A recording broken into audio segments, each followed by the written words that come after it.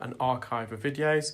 This is a patient who attends, I believe, perennially, so every year, typically for the right ear. So this is the right ear we're in. The patient also, on this occasion, advised that he's experiencing occlusion in the left ear when laying in bed at night. So occlusion is when you can hear internal sounds, whether it be your own voice, but we call that autophony. But when you're eating or chewing, or your respiratory sounds, or sometimes your heartbeat or your pulse.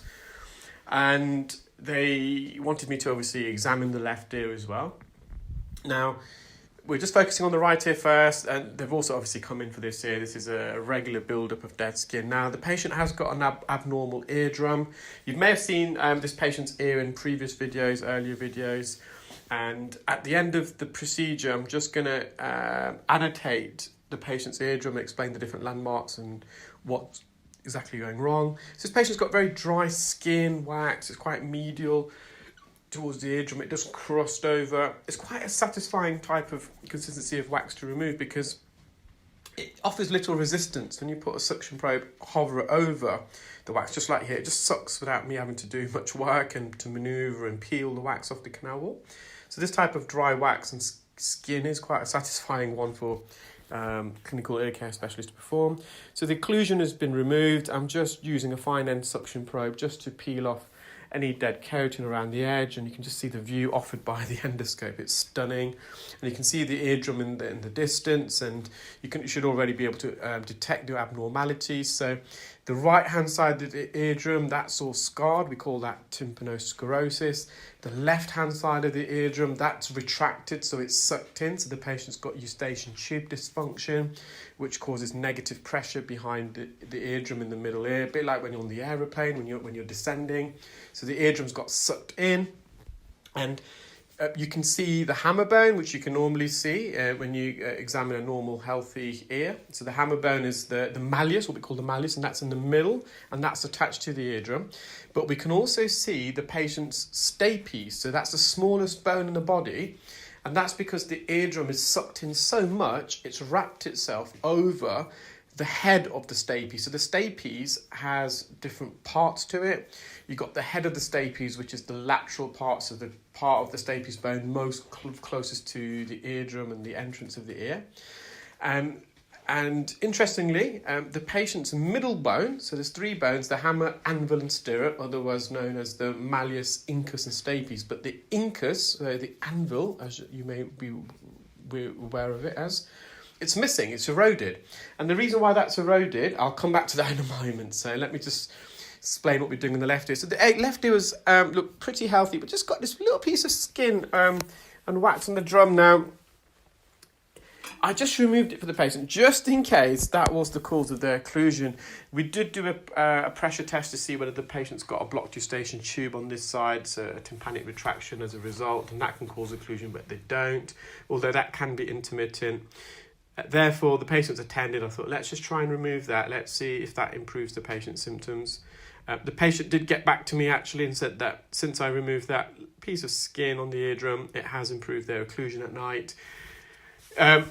For some patients it wouldn't have, because it's only a minimal amount, but fortunately for this patient it's done the trick. And I'm now just mopping up around the edge, but to be able to remove that off the eardrum with the eye clear scope, you can see how the view it offered. We had a training course today, so if any of the delegates are watching, well done and congratulations, you all did stellar today at the training course. It's been quite a satisfying day actually, because a few of the other past delegates I've trained, they're now starting to upload videos and procedures on social medias, and I saw a couple today.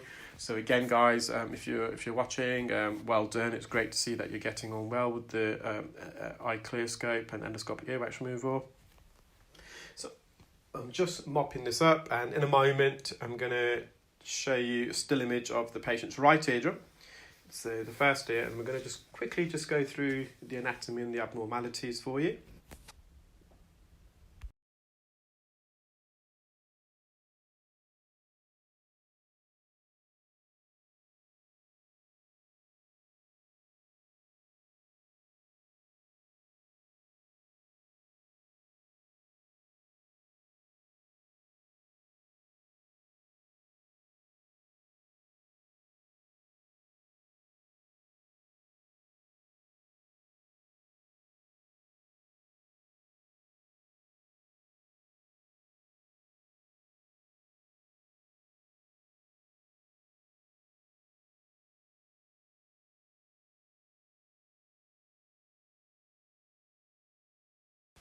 So here we are, we've got a still image of the patient's right eardrum.